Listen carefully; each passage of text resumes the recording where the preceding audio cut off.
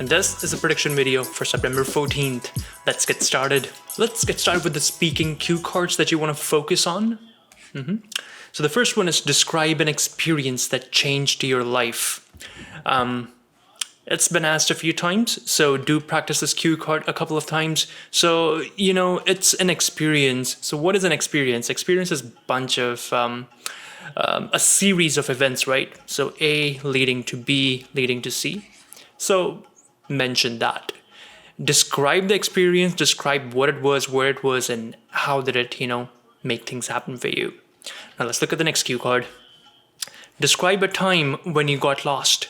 Here, what they're trying to see is how well you can, shuffle between tenses, because you're describing a time that's in the past. At the same time, you also have to describe details. So, focus on your tenses for this one.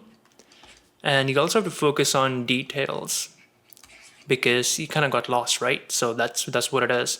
Now, where was this? That's the most important bit. So where did you get lost? Talk about that. And why did it happen? And, what was the outcome of that? So you got lost. Then what happened? Mention that, tell a story. That's what you want to focus on. There you go. Next cue card. Describe a traditional celebration day in your country. So first of all, mention what the traditional celebration is, what country it is, and then you have to describe, what happens on the day of the celebration itself. For example, you could pick Diwali, and then you can, talk about all the little things from, like morning until evening. And then, just tell the story of like what happens in between. So describe that. There you go. Next cue card. Talk about a picture you recently took. So here, you're describing about the picture. So when describing pictures, first of all, what was the picture of? It could be a what, or it could be a who as well, right? So maybe you took a portrait, depending upon like what the photo is. Talk about that. Then you want to talk about why did you take that photo? Like what prompted you to do that? Maybe it was an event, maybe you were just inspired by something, or maybe something moved you to take that photo, right? So tell that story. That's important. Next, describe a person who loves to grow plants, vegetables, fruits, flowers, etc. So these are just things like, that's for help you out there. So here you have to describe the person, and you also have to describe about like, them growing plants. So what was your experience when they were doing this? Maybe you saw them do it, or maybe you heard from someone that they do it. So that's something to kind of like focus on there. Now, next cue card. Describe a memorable car journey you went on. So this is a journey that you have to talk about, right? So what is a journey? Going from place A to place B, right? That's what the journey is. Essentially, it's just a story. That's what it is. So tell your story. Tell about the impact that it had on you. That's the most important bit. Like, what did it do for you? Okay, don't miss that bit out. Now let's look at the next cue card. Describe an important river lake in your country. This cue card has been asked multiple times, so do focus on this one. So river lake could be either of those. Mention where the river lake is and what country it is in and why it is important. This is very important. Like why, right? So talk about that. Next cue card. Describe a sport that you enjoyed playing when you were young. Now this is about a time when you were young and the sport that you played. So describe those things. And you can also maybe talk about the match that you had. So maybe it was basketball and you went for a team match, right? So you can describe that. Maybe it was a rainy day and you played in the rain. Or maybe it was a nice sunny day and then, that was that. Or maybe it was a nice cool evening in September. I don't know. Make your story up and then tell it. Next cue card. Talk about a person who is from a different culture. Now, this is an interesting one because you're describing someone who is from a different culture. This could be done in any kind of way because, you can talk about your interactions with this person. Maybe you went on a train trip. You went on a trip and you went on a train and you met this person. So, that's something. Talk about the things that you learned about that. So you just have to do some describing here and that should kind of get you sorted out, right? You can always talk about a story as well. Like you went somewhere, you met this person and you learned a lot from them. That's the angle.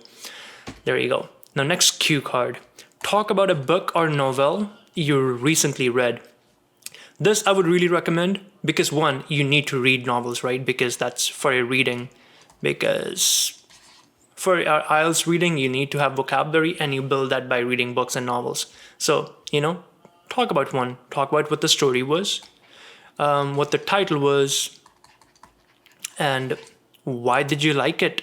That's the most important part. Like, why? What impact did it have on you?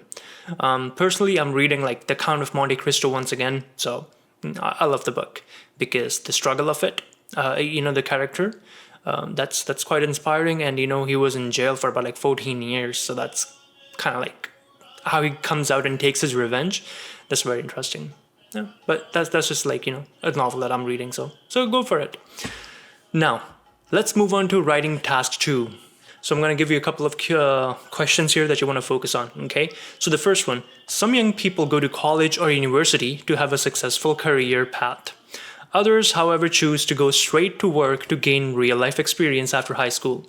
Discuss both views, write your opinion, give reasons for your answer, and include relevant examples. So a total of 4 things that you got to do. Make sure you do that. Answer these 4 things. You have to discuss both the views, give your opinion, and for your opinion, you have to give reasons and you have to give examples as well. You do that, you're good to go. Next thing, 250 words. You gotta hit those. Anything less than that, you lose band score. Don't do that. Make sure you do that. Third, vocab.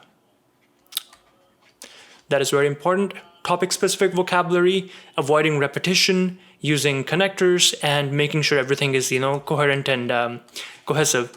So hit those 4 things and you'll be good to go. Now let's look at the next question here.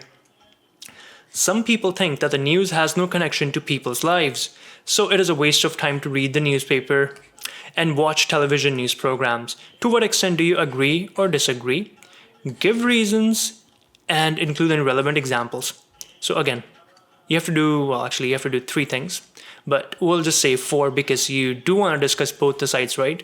So perspective A, perspective B, you discuss both the perspectives, give your reasons, and then you do a quick analysis after that. Once you've done the analysis, you position your answer. And once you've positioned that, you come to a conclusion.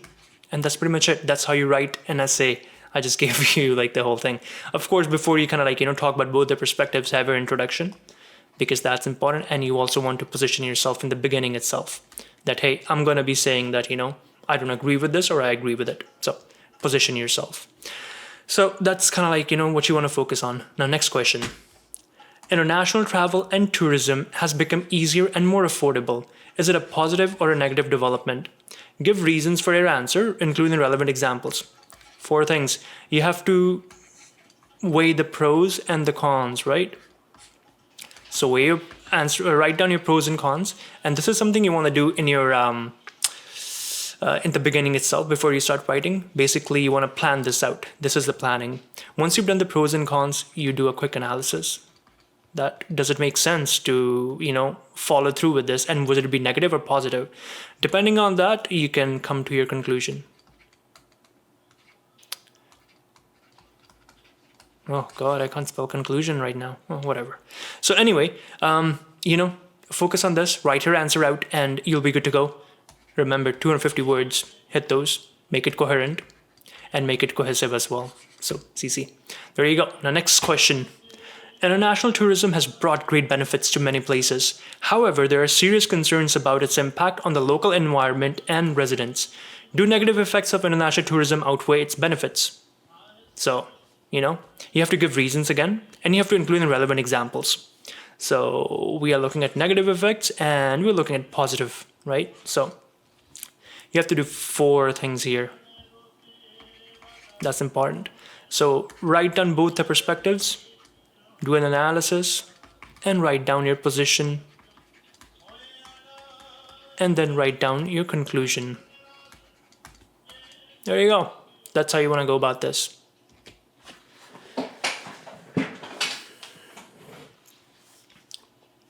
Now, next question. In some countries, companies allow people to work from home. In others, people are still expected to work in an office. Discuss both views, give your own opinion, give reasons, and of course, you have to include relevant examples as well. So, with this, you have to talk about both the perspectives of working from home and staying, in the office. list those pros and cons out. And they should kind of correlate with each other. So make sure that is done. Once that is done, do your analysis, do your conclusion, and of course you have to do the positioning in here somewhere. So that's important. There you go. That's another question that you want to focus on for this exam. Now for the reading bit, a lot of you are waiting for this. Difficulty wise, I would say medium again, because it's the 14th, so you never know. Now question types, let's look at this.